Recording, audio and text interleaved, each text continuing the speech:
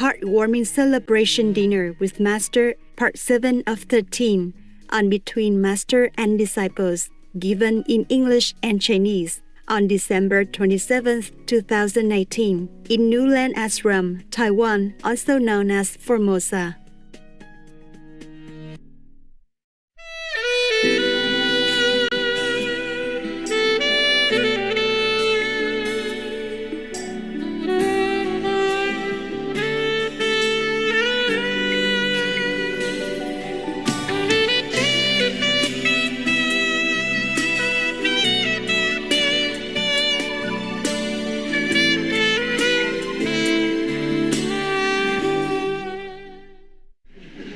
Thank you for your help.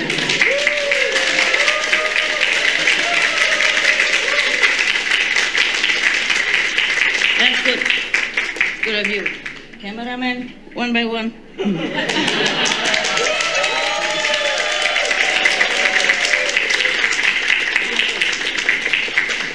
两个、三个都可以了，一起来也可以，一起来。音响组，Thank you for your help.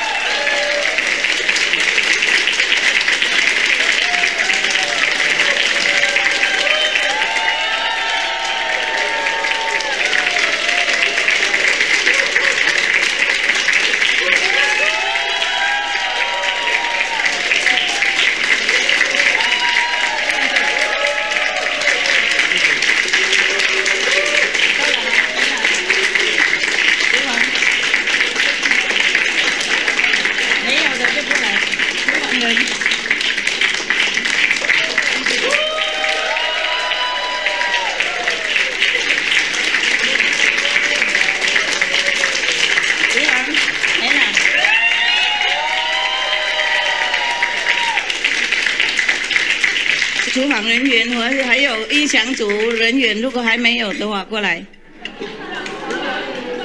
Come here 。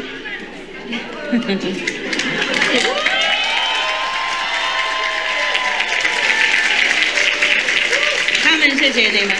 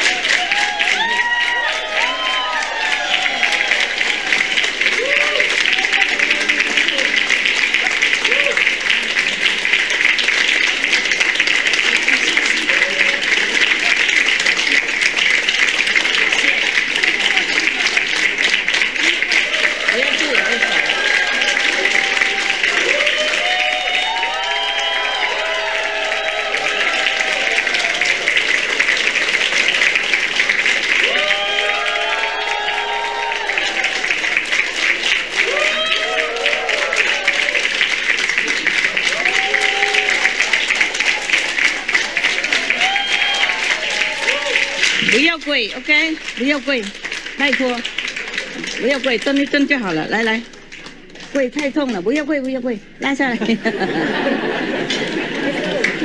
here。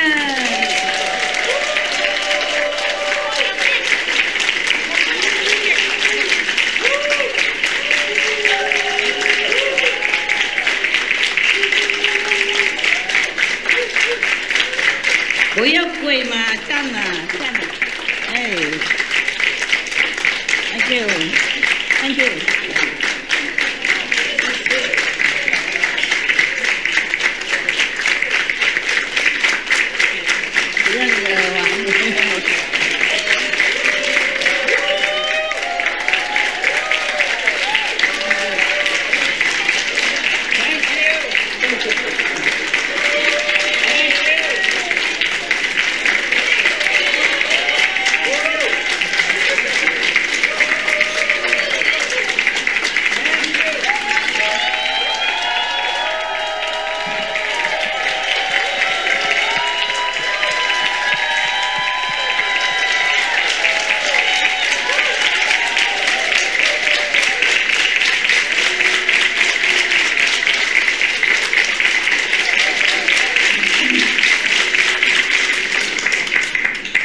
明天叫那些保安啊、护法啊、外面的啊，叫他们上来 ，OK？ 现在来不及上了，现在不够，很多人嘛，很多护法是明天，意思说明天再有一个宴会，是轮他们轮班上来 ，OK？ 记得哈，记得，我们快吃完了以后，快到齐了，就他们可以上来，要轮班了啊，像今天一样，就是轮班。Nothing. I just told them to arrange for other group of workers to come tomorrow when we have party here. You won't be there. Sorry. You try to find some food, okay, downstairs somewhere. This is the problem when you have too many children. Gada, so don't have too many children. That's a lesson for you. When I was in Spain, I went to a dentist and he had children. His wife was also a dentist, and he told me, oh yeah, 可以拿走了.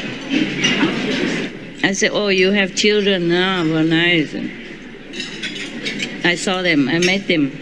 I also bought them some Christmas presents at that time. It was Christmas. And so, oh, I said, your children are very nice, beautiful. He told me, a lot of work, a lot of sacrifices. Only stupid people would marry and have children. That's what he told me. I said, no, shouldn't say that. Many people, they want to have family and children, they cannot. And you have family, you have children, you shouldn't say that. And then they say, okay, take it as a joke. He had 3 children. Of course, it's a lot of work. His wife also needed to give the children to her mother while they were working in the clinic. Yeah. Well, thank God they had a mother. Poor mom. First raised a lot of her own children, and now has to raise her grandchildren out of the cycle of life. What to do? But the thing is, the children love grandma, more than the parents sometimes, because they spoil them. Yeah. Whatever they cannot have with the parents, they have it with the grand. I love my grandma also. I spend a lot of time with her, helping her with little things here and there, helping her to eat. She cook well.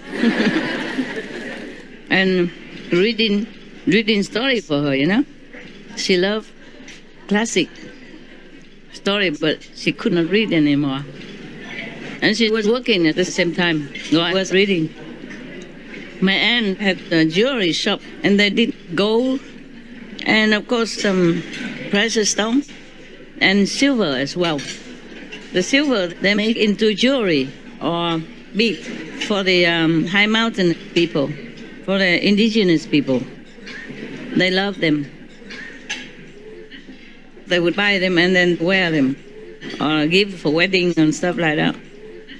My grandmother helped to polish the silver, because the silver alone is not shiny. You have to use a special kind of powder, and you use like a stick, like a chopstick, yeah?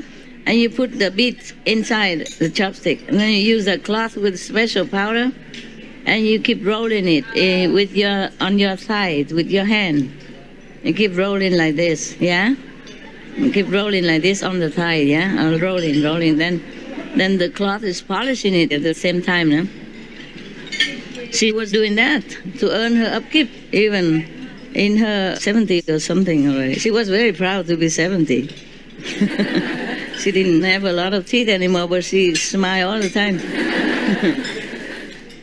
Maybe without teeth, there's no hindrance to smile. Smile better, She lived until 104. Her life was very simple. She didn't have any luxury, nothing. Just a small side building, with a hut, with like a thatched kind of extra building out of the main house. We have a main house for the ancestry worship, yeah? And she used that as a temple also. Every day she recited Buddha's name. And she didn't have to polish it.